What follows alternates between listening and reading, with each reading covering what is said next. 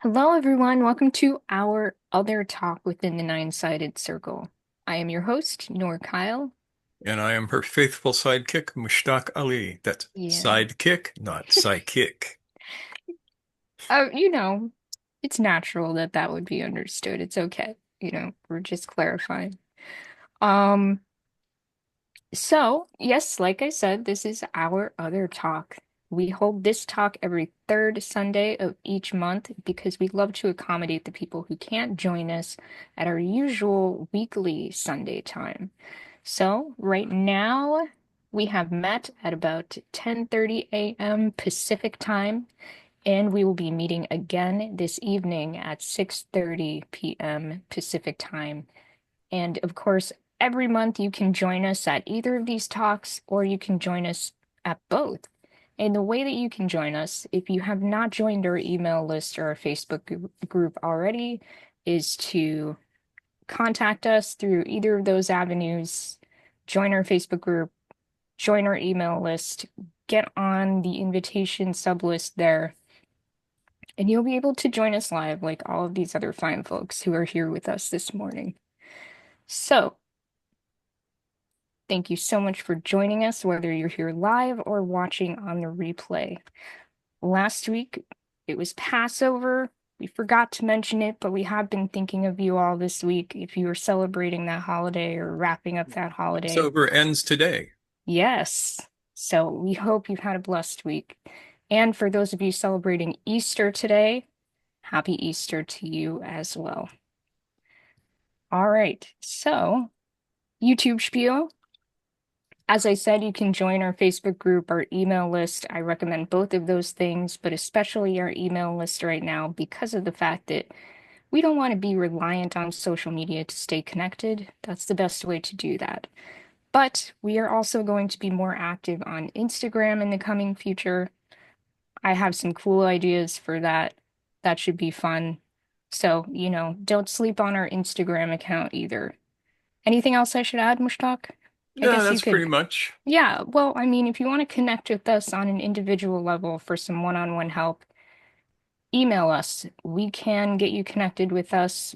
Our rates are reasonable. We spend an hour with you deep diving into the most pressing issues on your plate, and of course, supporting you towards, as we say, human adulthood. Most of you are there already, alhamdulillah, but also awakening.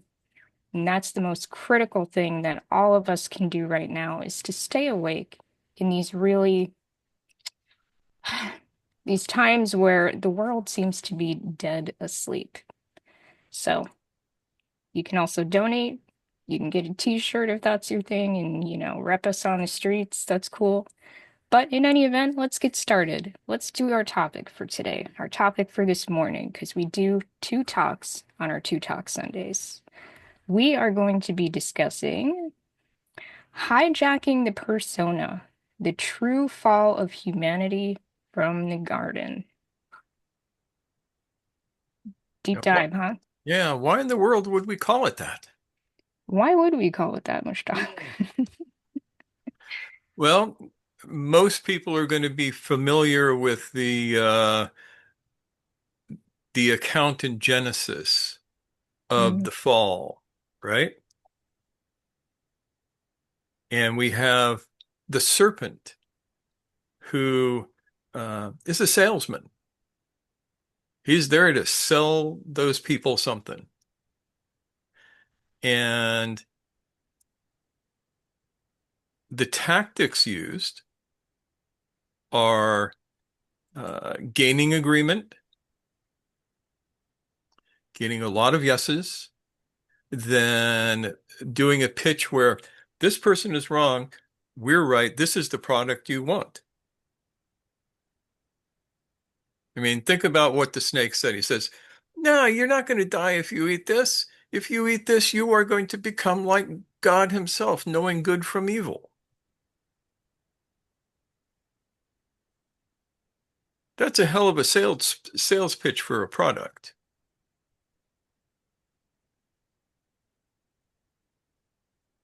So, hell of a product. hell of a product, yeah. Here. have a conscience, because that's what it really means to know good from evil.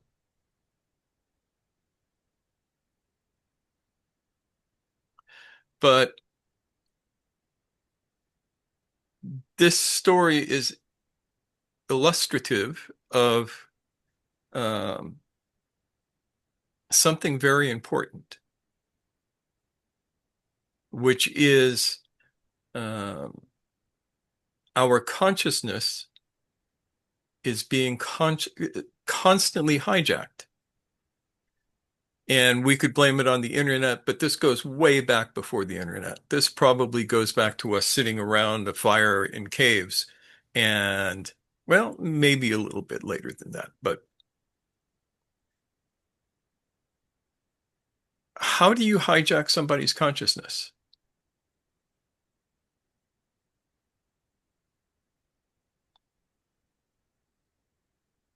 Have you ever thought about that? We see it in sales, we see it in politics, we see it in religion, we see it in social interaction, we see it in um, a good book, see it on TV. Social media. Social media, yes. It is the essence of social media. Diva is waving her hand. I'm trying to wave my hand. Um, through ego and through identifying. Yeah, can you be more specific? Um, You're absolutely right. right. So, if I'm gonna get caught by something, it's like, oh, they're oh, I relate to that, or I understand what you're saying, or uh, especially on social media. Yeah, we under my group understands that, so we're better than everybody else. Yeah, sometimes that's how it happens. There's Oh, a fundamental here. Human beings have three big red buttons. They're like across their chest. The first one is called fear. The second one is called anxiety. And the third one is called anger. If you punch one of those buttons, most people go into a more mechanical way of thinking. It's this is the territory of the nafs. Everybody knows that word, right? Nafs is the Arabic Yeah. word for uh, the robot, for the The mechanical. ego in, most people when we talk about like taming the ego, that kind of thing, naps. So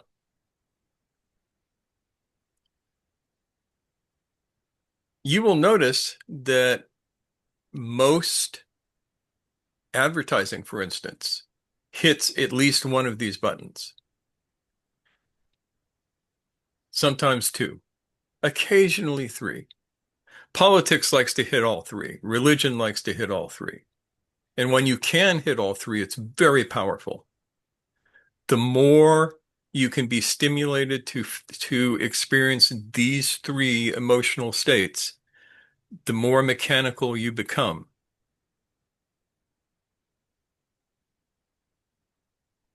So a classic, very small one is um, look at this absolutely wonderful thing that you can buy from us, but only if you can buy it in the next 15 minutes because the sale is going to be gone, then it's going to cost twice as much.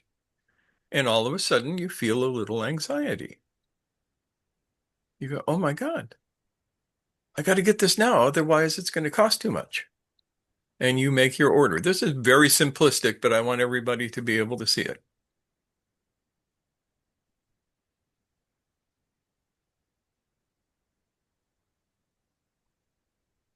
Nancy, Yes, Nancy.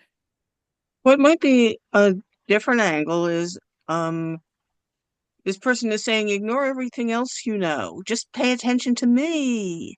Mm-hmm. yeah, that's a pretty common thing. Another thing is agreement. You're going to find this as a way into people's nafs? Say more. Nor, would you say that the world can be a better place? Why, yes, I would. And do you think that there is a possibility that you could be of help in that? I think I do. Sure. And do you think that that if you found a particular group or action that would help you change the world, you might be interested in that? I just might. So you see, I have three agreements from her now, three yeses. The last one was a little bit wishy-washy, so if I really was pushing this, I might refine it a little bit more. But once I have done that, then I go, here, the wonderful thing that you can do. Join this group, give us all your money, and you can change the world. And she will be more likely to do this. Ian, you have a thought. Yeah, many, many years ago, I attended some sales training meetings, and one of the techniques that they recommended was mirroring. Mm-hmm. So the idea is that you mirror what your target is doing, um, Gotta love that word target, but it is used. Yeah.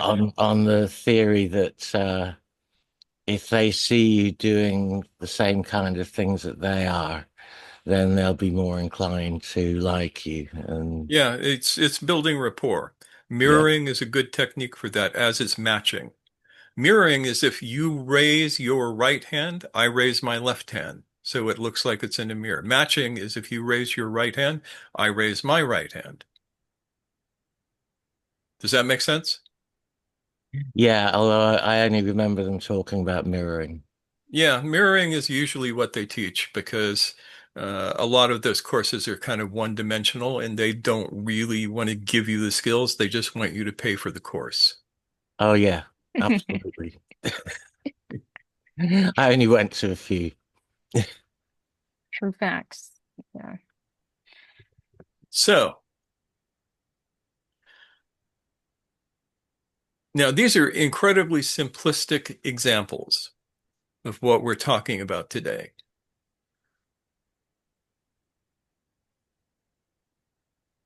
But you have to understand that the real thing is much bigger and way more subtle.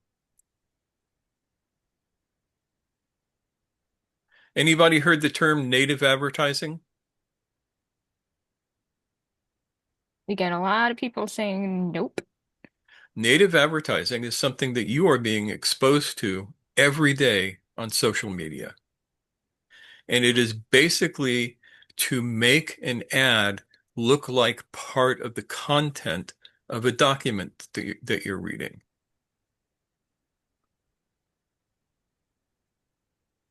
In And this this case, makes, part of a post. Yeah. yeah, part of a post or part of something, A yeah, something video, whatever. on whatever it is that people are writing on these days. Um, It's very blogs. sim. What's that, Ian? I'm just going to say it's very similar to the idea of product placement in TV. It Yeah, kind of is. Yeah. yep. You'll notice, we noticed this the other night. We were watching a stupid TV show and guy grabbed a bottle of whiskey, took a big chug, slammed it down on the desk in such a way that the camera panned right down to the label on the bottle. Yeah, the Knew label that- is just like front and center. Yep. Beautiful placement.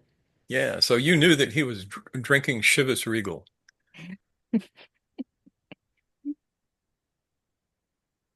See, I remembered. You remembered it worked. It Yeah, it worked for worked. me to remember it. And I remember that Chivas Regal is actually kind of rot gut.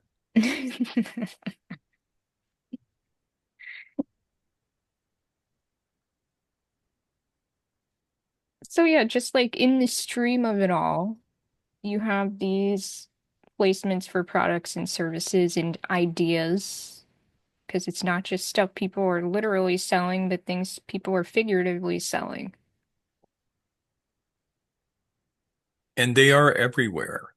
And they are being worked into the plots of TV shows. For instance, if you watch TV, we don't really watch TV, but we watch enough stuff from a streaming service that we can see it, specifically so we can see it.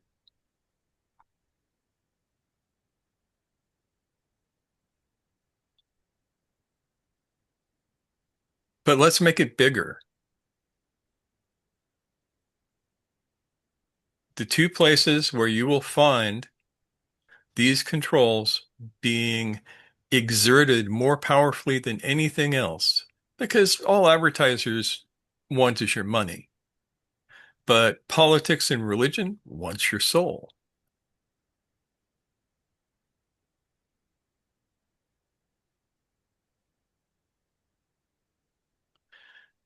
And the advertisers do take advantage of that. Did you know that the Facebook that you see is not the Facebook that other people see? Did you know that? Yeah, I think some people here have an Yeah, awareness. most Yeah. people have some awareness of that. I I'll recommend that be everybody have two Facebook accounts. One, you only focus on one side of all of the issues, and the other, you only focus on the other side of the issues, and you will see that each side is being spoon-fed things that support their side of the issue because it keeps you engaged. And there is the key. What keeps you engaged in this world? What steals your attention and holds on to it? And remember those big three buttons. What makes you fearful? What causes you anxiety? What makes you angry?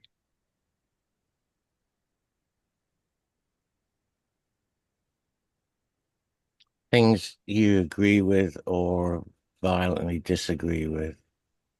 Usually, It it's pretty much the same with YouTube as well. I mean, yeah, I've noticed how quickly, like if I watch quite a wide variety of topics, and if I switch from one topic to another, it only takes a couple of viewings of something in the same genre before the feed starts Dang. putting a lot more of those in Oh yeah. man, I popping know. up. It's kind of frustrating. And although I've not been on TikTok, that's supposed to be the secret power of the TikTok algorithm, is that it's exceptionally good at doing things like that.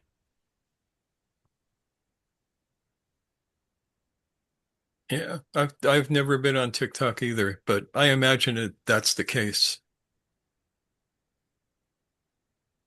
I guess they're more I guess they're more focused towards that than advertising. You know how YouTube is sort of chock full of ads these days. So I guess that's one of the big differences between them is that TikTok wants to feed you what you want, more and more of what you want, allegedly. Yeah, so you still see the ads. Yeah, Let's and see. of course a lot of theirs are like, you know, an influencer promoting the thing rather than it being Yeah, that like, goes back to the native advertising. yeah, One yeah. of the things that we see these days is these so-called influencers who basically have an agenda of selling you a product or a series of product that they're being paid to feature. Hmm. Yep, But this is not new. I saw this. First, let's get Nancy here and Ian. sure. Nancy, go for it. Um, okay, I'm just going to suggest two more Sure. uh, motivations. One of them is appeal to looking at cuteness. Yes. Yeah. That is huge. And the one that is bigger, or at least it's the one that they keep using on me, is the appeal to curiosity. Here's the thing they won't let you know, Yep. and variations. That was it.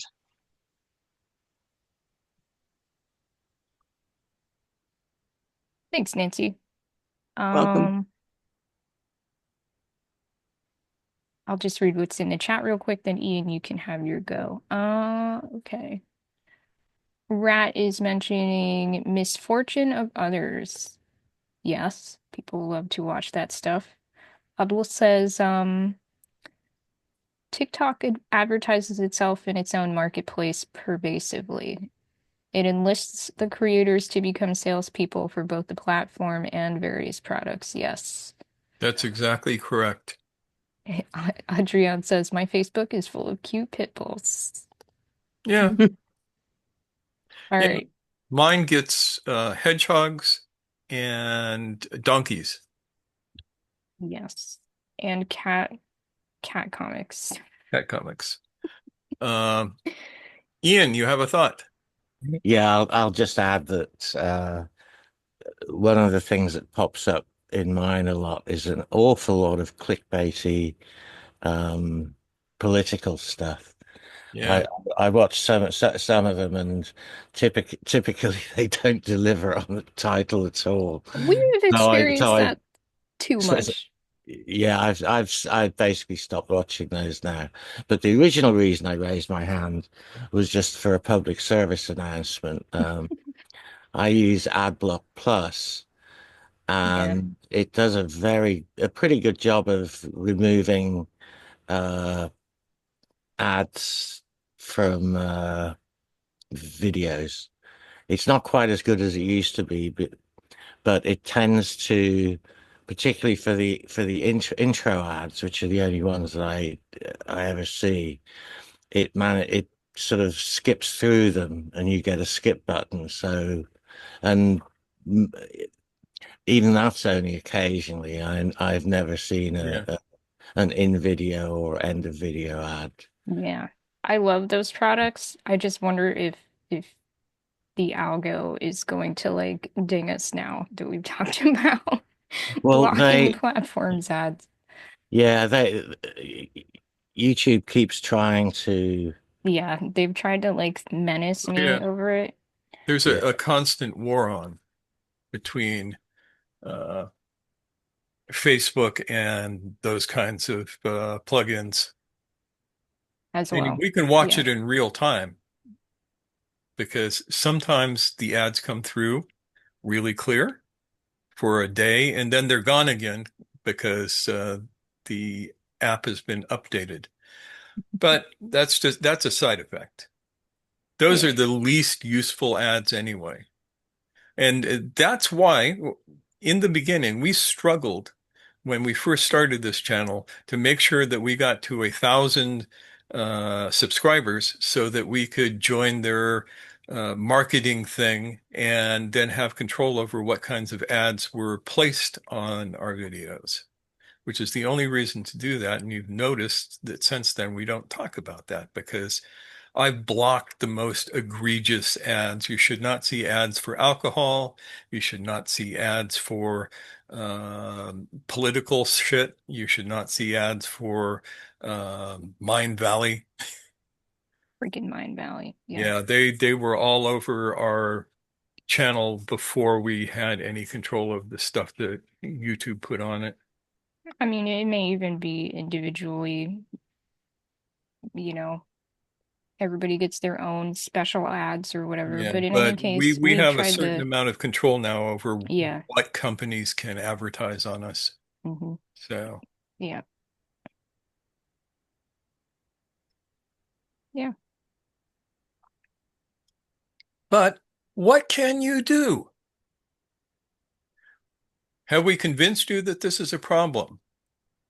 And this has been a problem long before the internet. I was going to tell you, back in the early 70s, when I was just being kind of a beach bum in Santa Cruz, uh,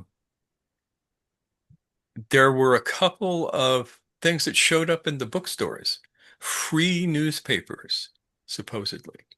One of which I really loved, but the other one taught me the most. There was a guy, he ended his life as Zen Master Rama, but before that he was known as Atmananda. And uh, I remember walking into Logos Used Books, and there in the racks in the door was this fancy newspaper that was basically purporting to be a spiritually oriented newspaper. And this month they were doing an interview with Atmananda, and it was put out by his organization. It was a complete setup uh, designed to deliver native advertising, an ad disguised as content. And there were like three or four of them that came out. I even back then, I kept eyes on these sorts of things. And so you can go back to uh, the origin of the newspaper and find native advertising content disguised as opinion pieces or things like that. William Randolph Hearst was really good at this. And if you want to go back and read some of the Hearst newspapers from the 1930s and 40s, it will be illuminating.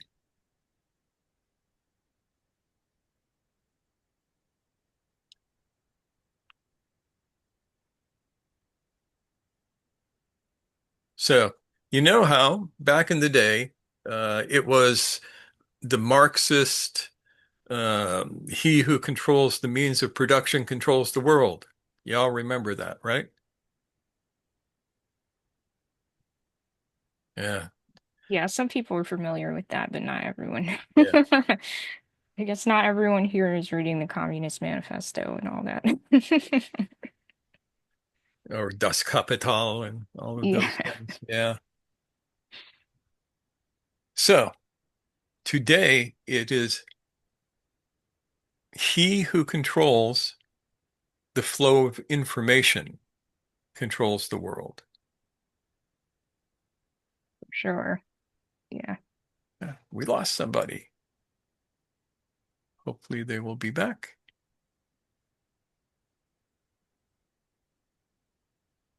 So think about it.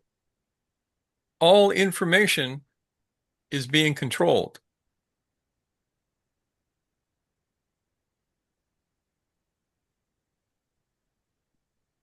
And all of it is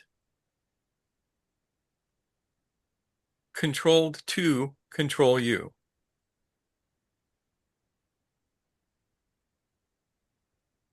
Lately, there's been a quote floating around my internet from Ishmael Reed. Y'all know Ishmael Reed? Mm, nope.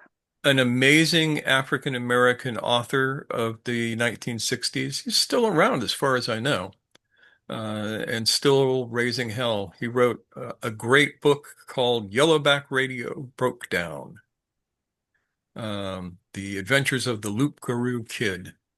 But he said, the history of the world is the history of the war between secret societies.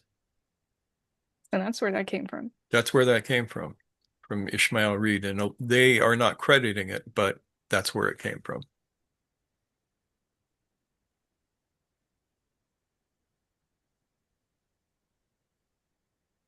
And it's still that. I mean, it's not the Illuminati versus the Freemasons these days, as far as we know,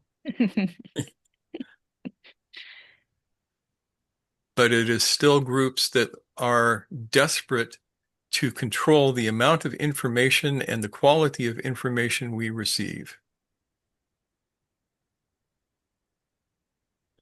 I mean, the most blatant example of that in recent history is Musk's control of Twitter. Yeah. But we also see that with the government exerting more and more control over Facebook. Through billionaire machinations. Yeah. Again. Yeah.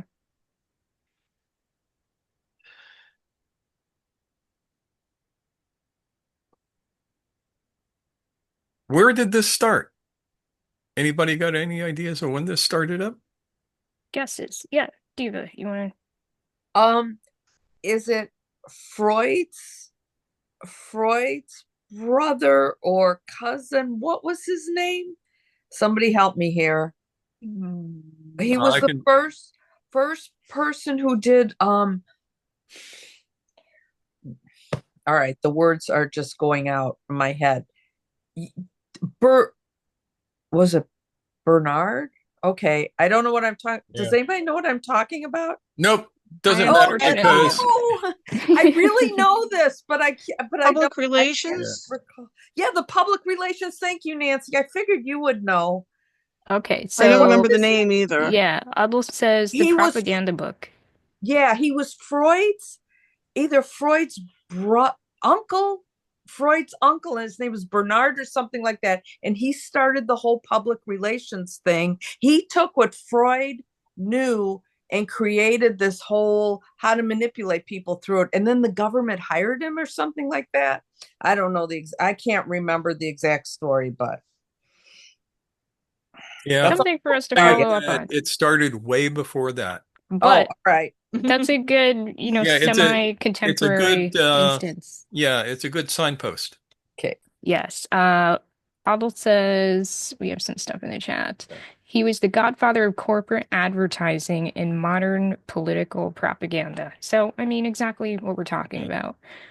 about. Um, okay, so Nancy offers, how about, she says the invention of language. Is that when it Yeah. started? No, probably not, interestingly enough. It probably started with the agricultural revolution. Okay. So, Mert, did you have an idea? You can throw that in here too. Yes, I had an idea, but Mushtaq told it. Well done, Mert. Well done. Thank you, I think. Ian offers Edward Bernays. That's the That's the guy. guy. Okay. Yeah. That's the guy that Diva's talking about. Got it. Yeah, Thank you, and everyone. he's worth reading. Okay. So,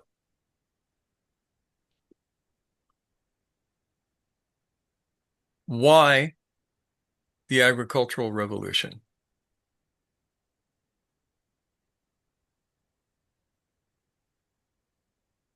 Yes, Mert. Because people started living together in a place, so they had to control some people had to control the other. That's by and large right. People lived together before that, and people even did amazing things before that. I mean, you live where they do amazing things, right? You got Göbekli Tepe, for example, Yes. which was built by hunter-gatherers, as far as we can tell. There was no agriculture going on. It wasn't Mhm. like a settled Yeah. location. But that change from the hunter-gatherer cultures, which could produce really interesting things, to a culture where you must hold on to the land that you are cultivating, uh, opened the door to propaganda. First of all, you have to convince people to stay. It's like, why do I want to stay here? These guys want to come over and kill us and take all of our stuff. I'd be better off just moving up into the hills, and to hell with this growing wheat shit. Go back to eating acorns. So there's the intra-group propaganda, right? Yeah. And then there's the You need to stay here and fight for what's yours. yeah, yeah. These people want to take what belongs to you. Where have we heard that before? They're eating your pets.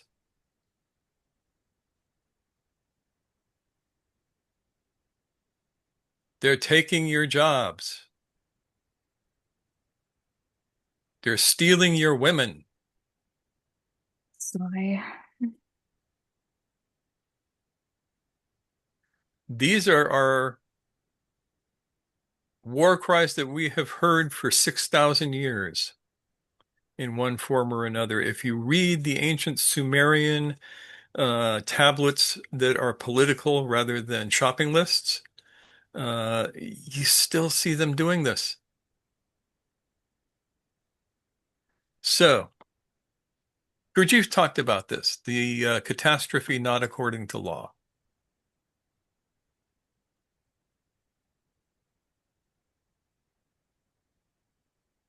And here's the thing.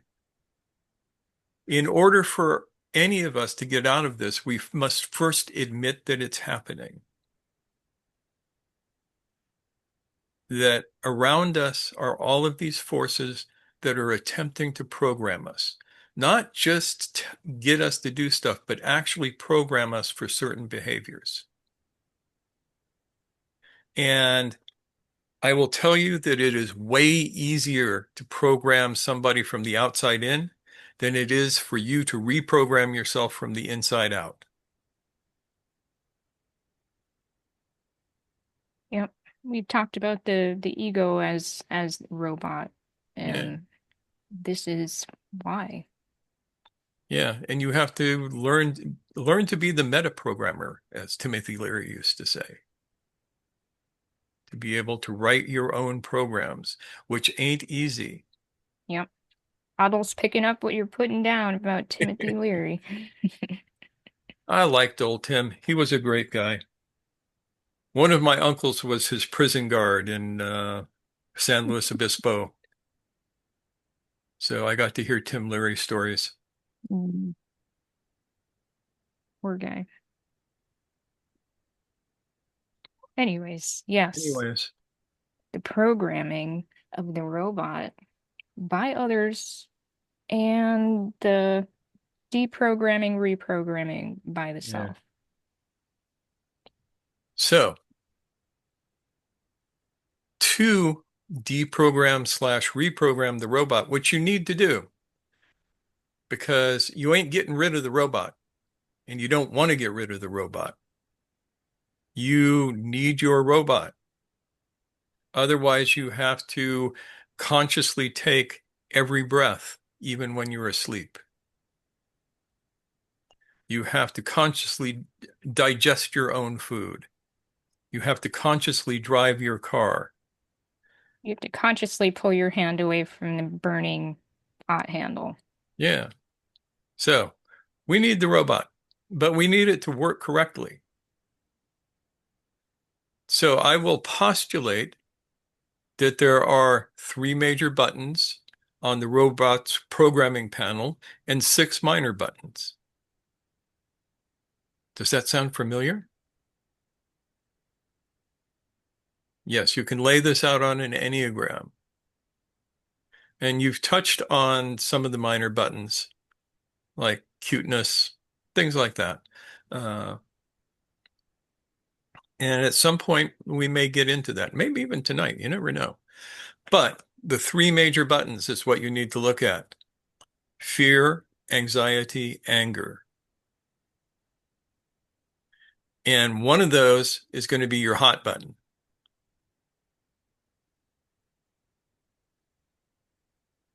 And it will be, what is your initial response to being given programming from the outside? What one is going to give you is going to make you hand over control?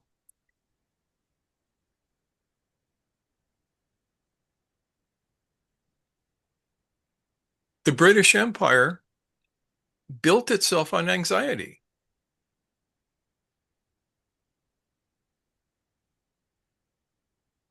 How did they do that?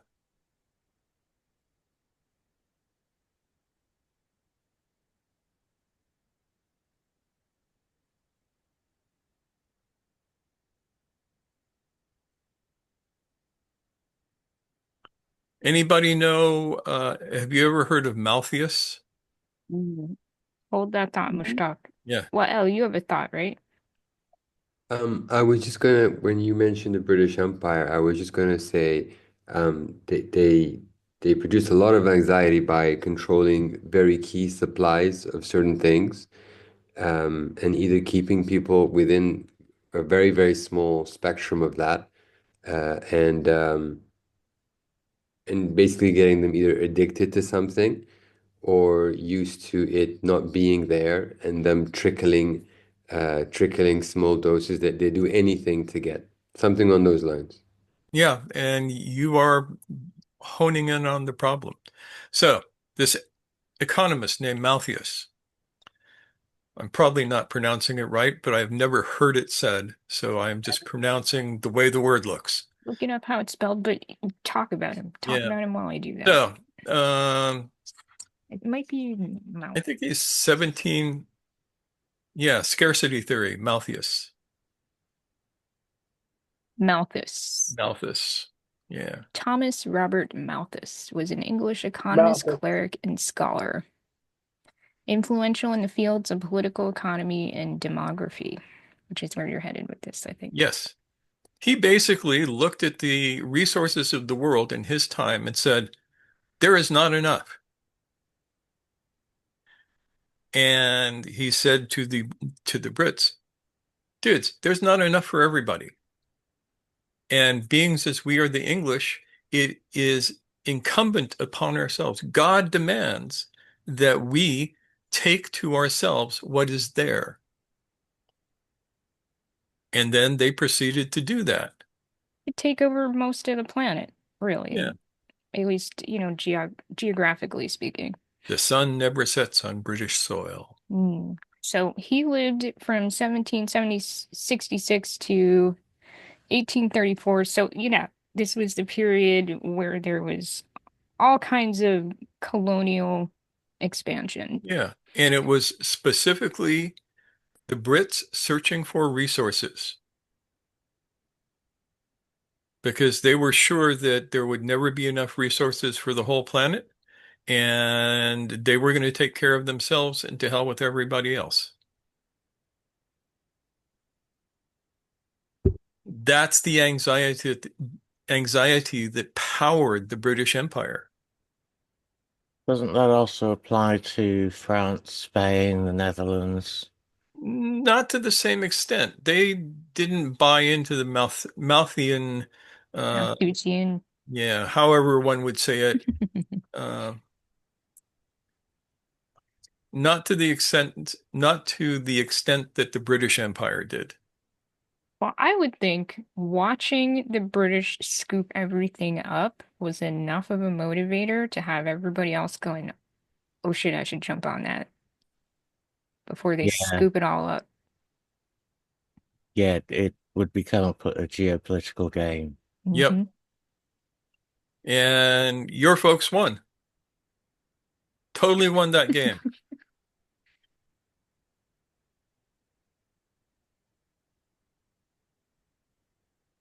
So Before we declined. it always Imploded, declined. yeah. Yeah. Aldo offers that it's sort of enjoying a resurrection today among techno-feudalist accelerationists and other hyper quote-unquote realists today. People like Musk or WEF. What is WEF? I'm not World remembering. Forum. World Economic Economic Forum? Forum. Yeah. Yeah. Okay. Yeah, that term techno-feudalism. I love that because it so encapsulates what's going on today. And living in Silicon Valley, we see it more clearly here than just about anywhere else. There are Mhm. literal fiefdoms around us. And in some ways it's a little scary. In some ways it's highly amusing. So here's the question. What is your hot button? Or what are your hot buttons? In what order? If someone wanted to manipulate you, would they make you fearful first or angry first? After they got the first emotion, let's say fearful, would they raise anxiety for you?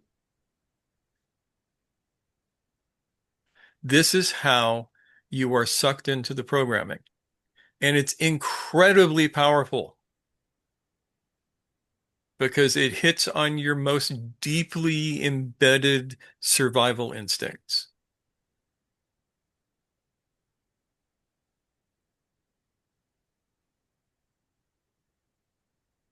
Think about it. If somebody came in uh, Nancy asks a very good question. What is I the also difference agree. between fear and anxiety? Um, Fear is first circuit stuff. It's the tiger is going to eat me. Anxiety is second circuit stuff. It is something is going to be taken from me or something is going to be forced upon me that I don't want. Right now, we are experiencing anxiety over eggs in this country. There are not enough eggs. I must have eggs. Yes. How do I get Remember eggs? during the COVID lockdown, what happened to toilet paper? That's what's happening with eggs. Yeah. Well, I mean, also the bird influenza is also a problem, Yeah.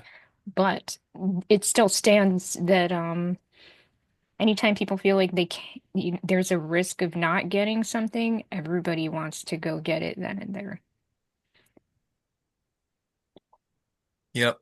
Things went disappearing off the. I know of people right here in this town that still have a 5-year supply of toilet paper in their garage.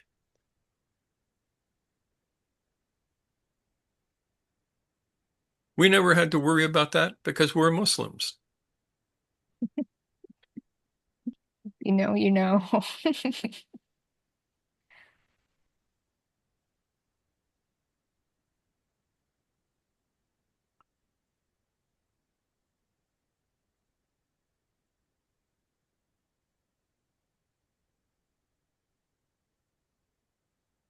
So this all goes back to self-observation. Pay attention to your emotions. Notice when one of these three especially comes up. And notice when it comes up in such a way that it steals your attention.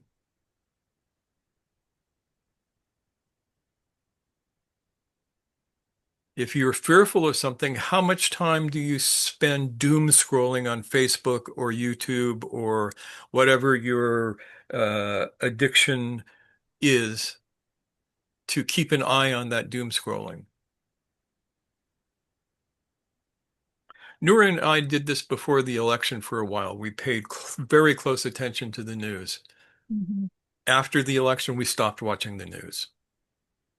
Yeah, some local stuff here and there, some important, if there's a specific issue that we want to follow up on, we will go and do that intentionally, as opposed to just like having the fire hose on at full blast with Yeah, we haven't watched the nightly something on news. a television 24/7. We Yeah, never do that. yeah, we haven't watched the nightly news since November. Since November, whatever the election day was, Yep. that was it. Maybe even the eve of. So when you discover that one of these three emotions is up, fear, anxiety, anger, ask yourself, what is trying to control me here?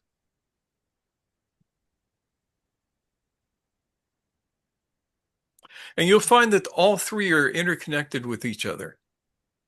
These aren't three separate things. These are three facets of the one thing.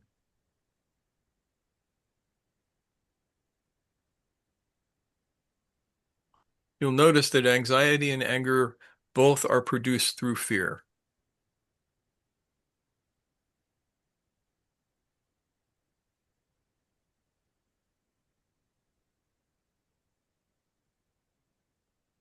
And that's really what it all comes down to, huh?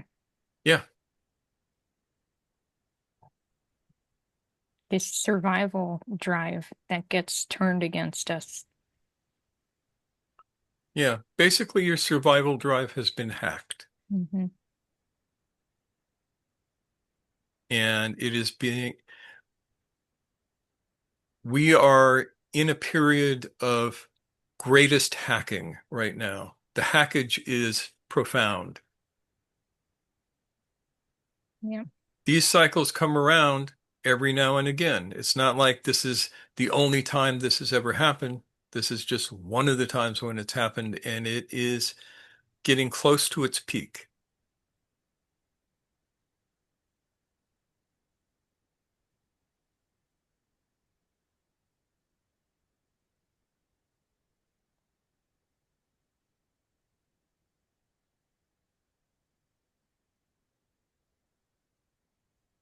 When you find one of these three buttons being hit, this is where you do your self-observation. You need to look at how it is affecting you.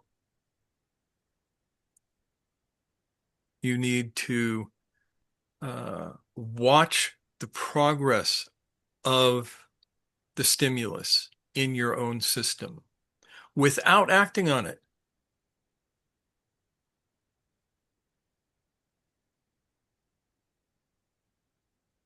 And this is stuff that happens. I don't care if you are right or left, up or down, it happens to all of you. The MAGA rats are just one side of a coin on which the other side is the Bernie bros. For example.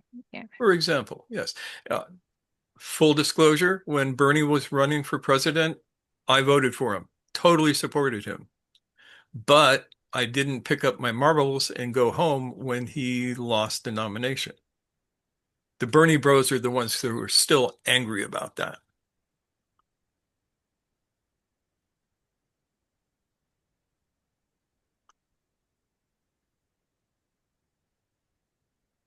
So it doesn't matter. There is no good side and bad side in this. There is the mechanical side and the other mechanical side. That's it. You can be mechanically left, mechanically right, mechanically center, mechanically libertarian, mechanically communist, mechanically socialist, um, So whatever. on and so on. Yep. Yep.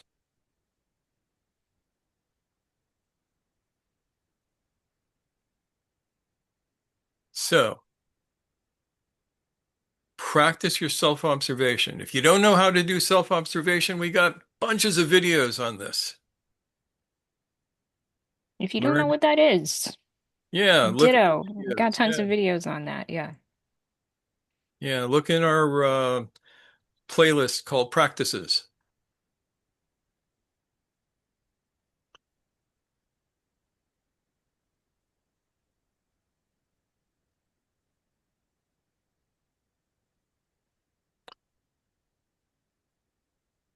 When you can observe yourself and see the mechanism by which one of these three buttons takes over your consciousness and forces you to act in a mechanical manner,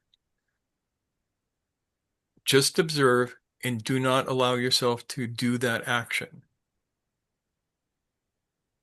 It's like you want to go out and protest at a Tesla dealership because you hate Elon Musk.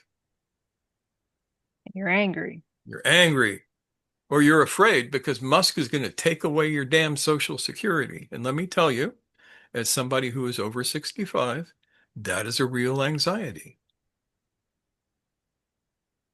Your survival tickets are going to be taken away.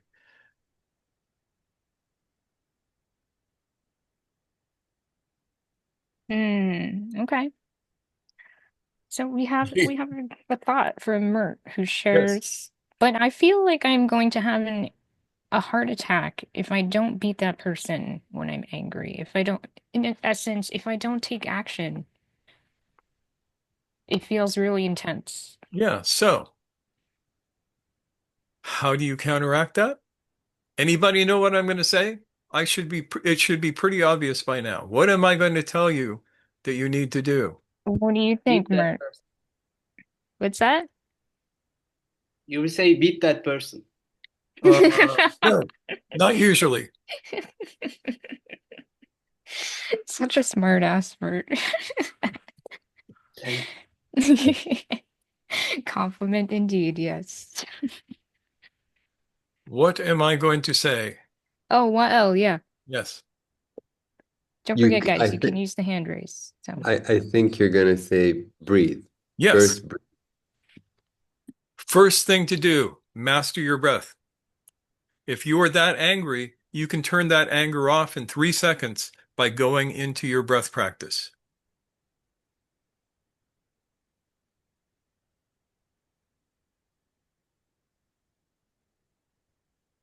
Breath is the interface between the mind and the body.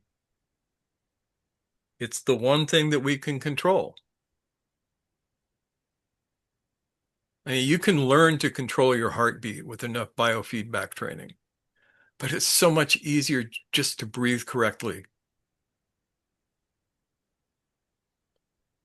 And you can learn all of the breath practices that we teach in the videos where it says breath.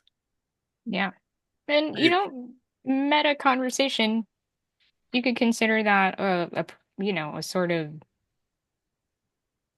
not a product placement, but kind of a promotion of other videos that we've done. But Yeah. you know that we're doing that from a place of interest Yeah, in you don't have to pay your for any. well-being. Yeah. Yeah. Yeah, I wish I could get people to pay for them, but nah, they're actually there for free. Mert, what are you Donations are thinking? nice. Mushtaq, uh, I see some people coming to the hospital. Mm. They argue with their wives or with someone else, and they have a heart attack. They have real heart attack. Yeah, Mhm. They, of course, have some yeah, issues yeah, for underlying that. pathologies that Yes, help. yes. What if I have a heart attack? If you have a heart attack, then try not to die. Is it not easier to beat that person? No, because you can have a heart attack doing that too. But I feel I get a relief by doing the action. Sometimes, Violence is not the answer, Mert. yeah, sometimes you get a relief. Sometimes you get a knife in the diaphragm. Yes. There's a certain amount of consequence to doing something like beating somebody. And as I discovered in my youth, no matter how hard you hit somebody, they don't get smarter. They just don't. They might get angrier. They might get angrier. They might get hurt. They might hurt you, but they never, never, ever get smarter.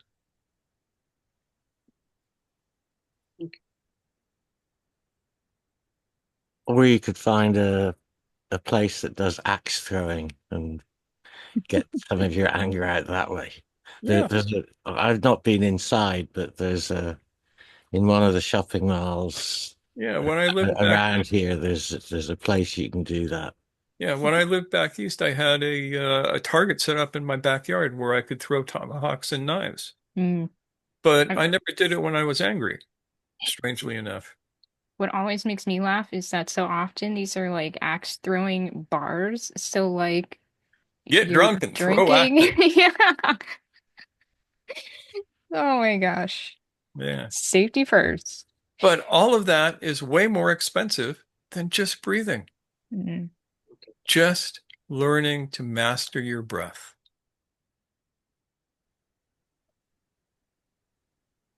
If you master your breath, you can lower your blood pressure.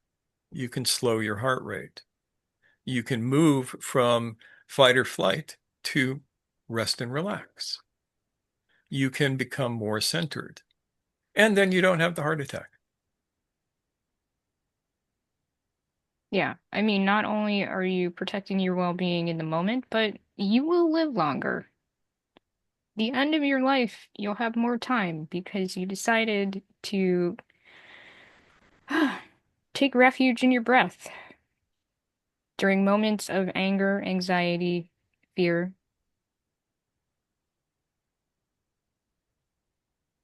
So, very first thing to do when you find yourself caught up in one of these buttons, breathe. That's why in our precepts, the first precept is hosh dardam, breathe consciously, awareness on breath.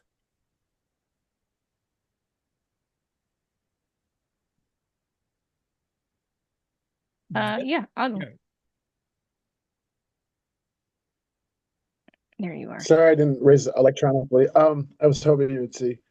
Um, I really appreciate like a thread of a sense of Robert Anton Wilson in this discussion. Like Mushtaq, you mentioned metaprogramming and like lower circuits and Yes. Yeah. Biosurvival tickets, and all these things are kind of what was going through my head. And when I saw the Facebook ad for, well, I hate to use the word ad, that's not probably not a good word to use given the discussion, but I first thing I thought of was that I was reading that book, Prometheus Rising, hmm Yep. and That's even the on the one. cover of that book, there's like a robot with like a spirit breaking free from it. Mm. And but I was thinking, I what you're saying makes perfect sense to me. It's taken me so long to even appreciate, the degree to which breathing and breath is powerful and effective. Like Sufis, many Sufis say, pause before acting, or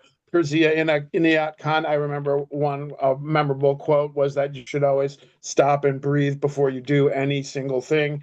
And for me, I'm really good at observing the button get pushed and then watching myself do the thing and thinking it would have been great to breathe. But I guess my question would be, do you think, so you said you never go and throw that, or you never used to go and throw the axes when you were angry.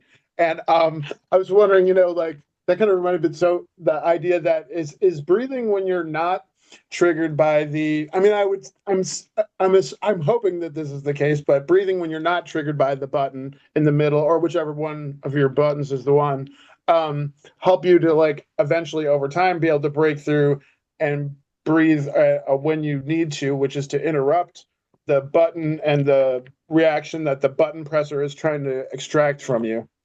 Absolutely. In Yes. fact, it gives you a sense of, you can count on yourself to be able to do it in crisis when you can do it in calm. Yeah. And things like axe throwing, knife throwing, archery will teach you how to breathe. What would happen is I would go out and throw tomahawks to center myself. And the breathing pattern is very, very um, specific. And you find this also in archery, also in shooting. Pull back to throw, inhaling, hmm exhale your breath, pause at the end, throw the tomahawk, and get ready to inhale again. Same with archery. Draw your bow back on the inhale, exhale, pause, release. Sorry, I always practice thumb ring drawing, so it looks different than the European thing. So yes, you can use those practices to train you to act under stress in breath. Does that answer your questions? Yeah, absolutely. I think you kind of both did in short order. I mean, the idea that I forget what you said. If you can do it when you're in calm, then you can do it when you're in distress, or something to that Yeah. extent. If you can do it in Was calm, then you sort of can what do I it was in looking for. crisis. Yep. Right, and also, but what Mushtaq said about sort of like deploying, like you mentioned axe throwing, and I was actually thinking about shooting. I have a cabin out in Appalachian, Ohio, and my some of my neighbors down there, when I go down there, will get me to shoot with them, and that's one of those things too, where you have to breathe, focus, let go, and then give it a shot. But you have to be really relaxed to be successful or good at it. And that's the one thing that I think people sort of neglect getting into it. But the idea, you kind of enhanced upon what I was looking for by suggesting like the use of those things intentionally. I think if you're focusing on using it intentionally as a way to develop breathing, which is something that would be a new approach for me, with something like shooting, then perhaps like that would be something of benefit. Yeah, So yeah. yeah, shooting can be Zen. Shooting can be total Zen. Um, and to be good at it, it has to be. You cannot shoot well with rifle, pistol, bow and arrow, or atlatl and dart, whatever, when you are rattled. So, yeah, it's an interesting thing. And that's the same skill that you use to disrupt the programming. This is all about breaking your conditioning. This is all about breaking your programming. So, first, notice when there is an attempt to program you. Notice how that affects you. Breathe consciously. Allow the experience to play out without acting on it. Then be conscious of that influence. This is the way to set yourself free from the constant programming going on around you all the time. And we are pretty much at the level of maximum programming for human beings right now. So you get plenty of practice, loads of practice, all the practice you want, more practice than you want. How much would you pay for that practice? Would you pay $100? Would you pay $200? Well, let me tell you, the cost for this practice is free. You can do it without paying anybody a penny. You could walk away and never talk to us again, and you'd have that to keep you going. Yeah.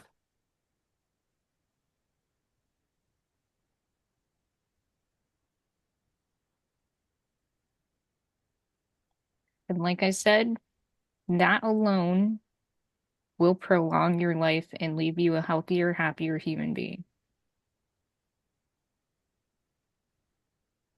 And your life will be more fun.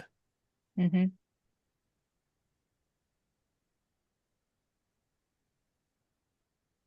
So here you have it, a simple, easy way to notice when an attempt is being made to activate your robot without your permission. Because that's what this is. Everybody has a robot. Everybody needs a robot.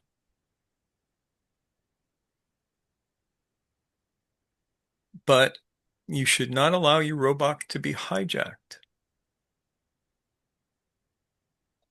And this is the first step to that.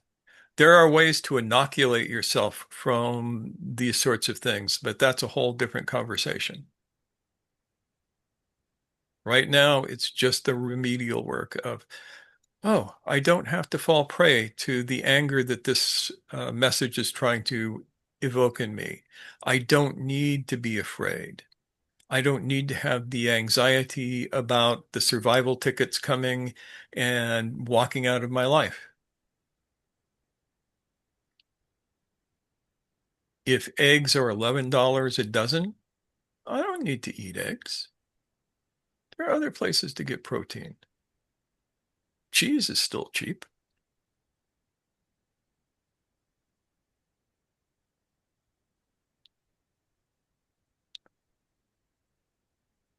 So, shall we recap? Recap. Yeah. Recap. Three main buttons: Fear, fear, anxiety, anger. anger. Each of these will give you bodily sensations. Fear is in the body. Anxiety is in the body. Anger is in the body, even though they come from different centers, even though they're activated by different circuits.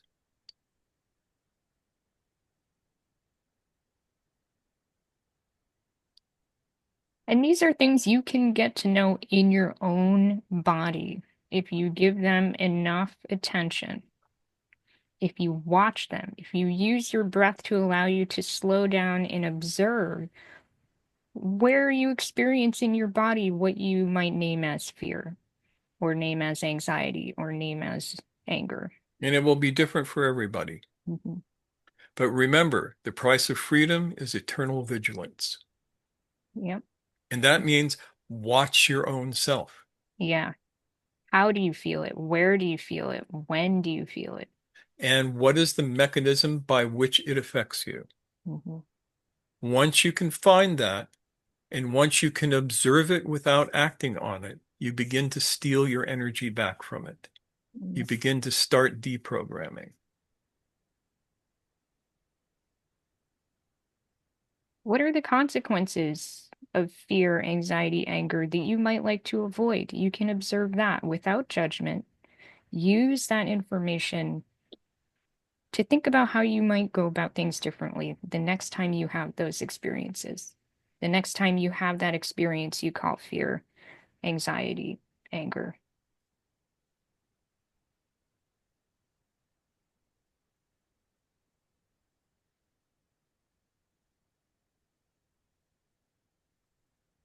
And then rinse and repeat.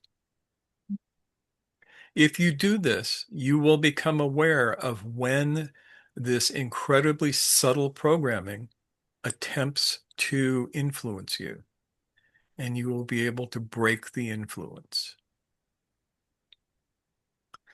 There are a lot of practices that you can do that will help this, but this is the start. This is the first place. Yeah. And if you want to know what those practices are, send us 1995 in cash in a plain vanilla envelope.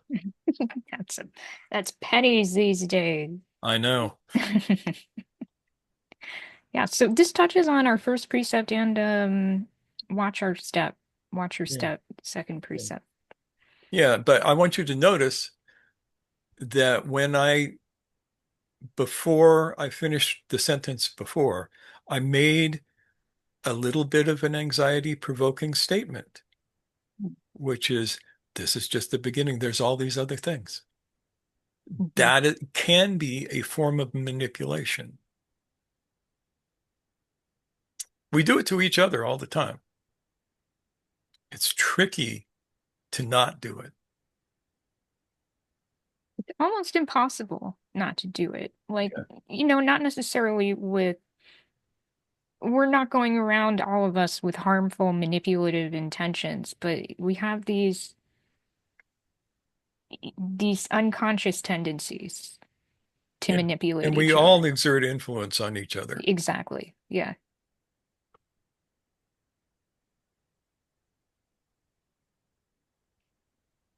And we can't turn that off exactly, but we can navigate it with more intentionality, more consciousness.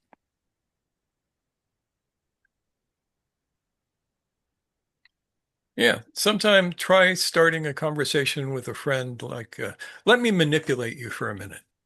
See how that goes.